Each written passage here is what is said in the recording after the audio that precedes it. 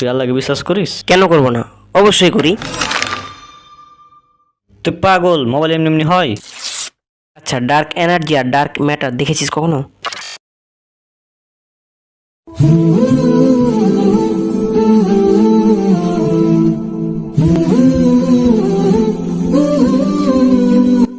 দেখ আমাদের চারিদিকে গাছপালা, প্রকৃতি, নদী-নালা, পশু পাখি, কতই না সুন্দর। সবই মহান আল্লাহর সৃষ্টি। হ্যাঁ, তুই আল্লাহকে বিশ্বাস করিস? কেন করব না, অবশ্যই করি। না মানে যাকে কখনো দেখিসনি, যার কণ্ঠ কোনোদিন শুনিসনি, তাকে কিভাবে বিশ্বাস করিস? তোর তো দেখছি ভালোই বুদ্ধি। হ্যাঁ অবশ্যই, আমার তো অনেক বুদ্ধি। আচ্ছা, বুদ্ধির কণ্ঠ কেমন? হ্যাঁ, তুই কি পাগল? বুদ্ধির কণ্ঠ শোনা যায়? ও আচ্ছা, তাহলে বুদ্ধি দেখতে কেমন? তুই তো আসলে পাগল হয়ে গেছিস, তোকে তো ডাক্তার দেখা উচিত। তাহলে যে বুদ্ধিকে দেখা যায় না, যার কণ্ঠ শোনা যায় না, সেই বুদ্ধিকে কেন বিশ্বাস করিস? না এটা মানে তো এটা তো বিজ্ঞানীরা বলে, এই জন্য আমরা এটা বোঝা যায় যে সেজন্য বিশ্বাস করি। আচ্ছা ওয়েট, এই যে আমার হাতের মোবাইলটা দেখতে পাচ্ছিস? হ্যাঁ খুবই সুন্দর তো, অনেক সুন্দর। মানে এটার কত দাম লেগেছে? না, এটার কোনো দাম না, এটা এমনি এমনি হয়ে গেছে। মানে এমনি এমনি হয়ে গেছে মানে? মানে এটা এমনি এমনি হয়ে গেছে। তুই পাগল, মোবাইল এমনি এমনি হয়? আচ্ছা, মোবাইল এমনি এমনি তৈরি হতেই পারে না, ঠিক আছে, অথচ তুই এমনি এমনি তৈরি হয়ে গেছিস। এত এত গাছপালা, পশু পাখি, এত বড় গ্যালাক্সি, এত বড় মহাবিশ্ব, এগুলো সব এমনি এমনি তৈরি হয়ে গেছে? এদের কোনো স্রষ্টা নাই? না মানে এগুলো তো মানে প্রকৃতির তৈরি, আমরা তো দেখতে পাচ্ছি চারপাশে, এগুলো এগুলো তো প্রকৃতির তৈরি, বিজ্ঞানীরা বলে। হ্যাঁ আমরা সেভাবে বিশ্বাস করি, এটা তো প্রকৃতিতে আছে, আমরা দেখতেই পাচ্ছি, এখানে সমস্যা কি? প্রকৃতিটা আবার কি? এই যে আমাদের চারপাশে যা দেখতে পাচ্ছি, এগুলি আমাদের প্রকৃতি, মানে বিজ্ঞানীরা যেভাবে বলে আমরা সেভাবে বিশ্বাস করি, এটা তো আর তেমন কিছুই না। আর বিজ্ঞানীরা তো বলে এই পৃথিবীতে যত প্রাণী ও উদ্ভিদ বা জীব আছে, সবার গঠন ও কার্যকারী একক হচ্ছে কোষ। আর কোষের মধ্যে একটি বড় কোষীয় অঙ্গাণু হচ্ছে সাইটোপ্লাজম, যার 80% পানি।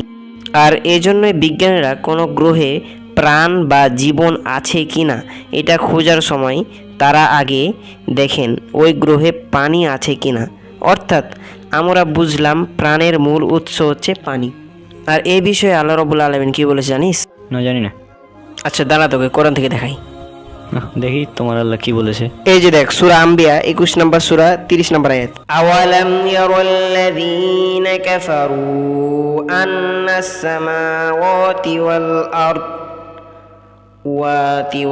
আরদ কানাতা রাতকান ফাফাতাকনাহুমা ওয়াজআলনা মিনাল মাই কুল্লা শাইইন হাইয়্য আফালা ইউমিনুন।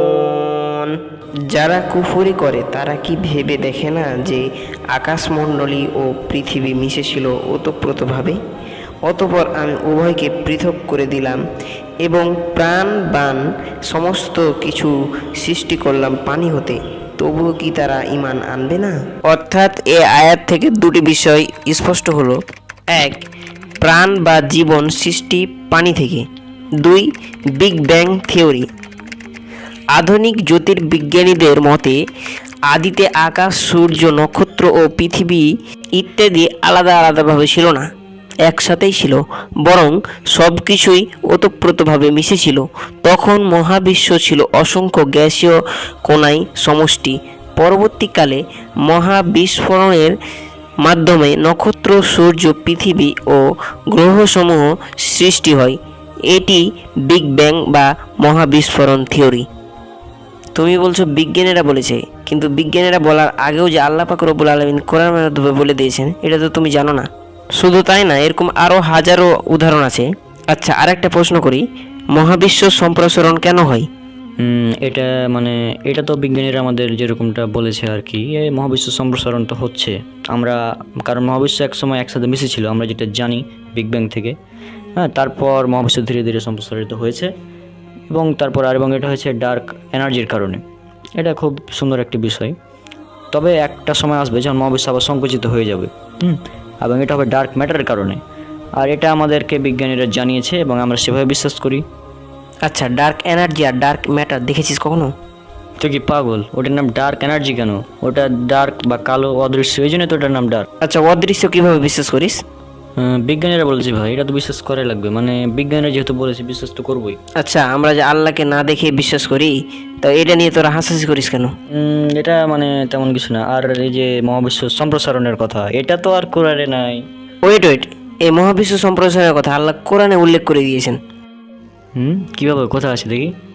সূরা জারিয়াত 51 নম্বর সূরা 47 নম্বর আয়াত। তুই দেখ। দেখা দাও আমাকে? হ্যাঁ দেখ। অবশ্যই আমি এখানে দলিলে বসে আছি তো। তুই দেখ।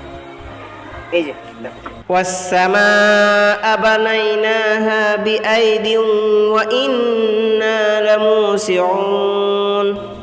আমি আকাশ নির্মাণ করেছি আমার ক্ষমতা বলে, এবং আমি অবশ্যই মহা সম্প্রসারণকারী। আচ্ছা যাই হোক, মহা সম্প্রসারণের কথা না হয় মানলাম, কিন্তু মহা সংকোচনের কথা তো আর কোরআনে নাই। এটাও আছে কোরআনে। এই যে সূরা আম্বিয়া 21 নম্বর সূরা 104 নম্বর আয়াত।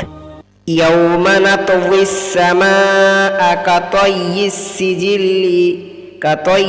সিজিল্লি লিল কুতুব কামা বাদানা আউওয়ালা খালকিন নুঈদুহু ওয়া'দান আলাইনা ইন্না কুন্না ফাইলিন। সেদিন আমি আকাশকে গুটিয়ে ফেলব, যেভাবে গুটানো হয় লিখিত দফতর। যেভাবে আমি সৃষ্টির সূচনা করেছিলাম সেভাবে পুনরায় সৃষ্টি করব। প্রতিশ্রুতি পালন আমার কর্তব্য, আমি এটা পালন করবই। মানে কাগজটাকে যদি মহাবিশ্ব হিসেবে ধরি তাহলে এভাবে গুটানো, মানে এভাবে এখন তুই কি বলবি বল? মানে আসলে আমি তো কোরআন কখনো পড়ে দেখিনি, আর এটা নিয়ে কখনো চিন্তা ভাবনাও করিনি। আর এই সব নাস্তিকরা বিভিন্ন ভিডিওতে, তাদের ওয়েবসাইটে বিভিন্ন যুক্তি দেখে বলতো যে আসলে সৃষ্টিকর্তা বলতে কিচ্ছু নাই, ধর্ম সব মিথ্যা, ইসলাম মিথ্যা। তো তাদের ওই যুক্তিসমূহ কথা দেখেই আমার এই অবস্থা হয়েছিল আর কি। মানে নিজে কখনো কোরআন নিয়ে আমি গবেষণা করেই দেখিনি। আল্লাহ পাক রব্বুল আলামিন বলেছেন সূরা মুহাম্মদ 47 নম্বর সূরা 24 নম্বর আয়াত, আফালা ইয়াতাদাব্বারুনাল কুরআনা আম আলা কুলুবিন আকফালুহা। তারা কি কোরআন সম্বন্ধে গভীরভাবে চিন্তা করে না, নাকি তাদের অন্তরে তালা দেওয়া রয়েছে? আসলে পড়াশোনা করলে কেউ নাস্তিক হয় না, বিজ্ঞান নিয়ে পড়াশোনা করলেও কেউ কখনোই নাস্তিক হয় না।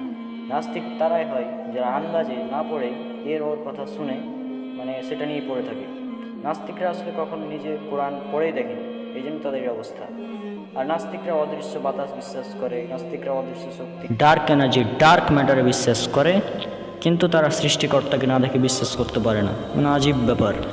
আর এ কারণেই আল্লাহ সুবহানাহু ওয়া তাআলা তাদের উদ্দেশ্যে বলেছেন, যা সূরা তূর 52 নম্বর সূরা 35 নম্বর আয়াতে উল্লেখ করা হয়েছে, আম খুলিকু মিন গায়রি শাইইন আম হুমুল খালিকুন। তারা কি স্রষ্টা ছাড়াই সৃষ্টি হয়েছে, নাকি তারাই স্রষ্টা?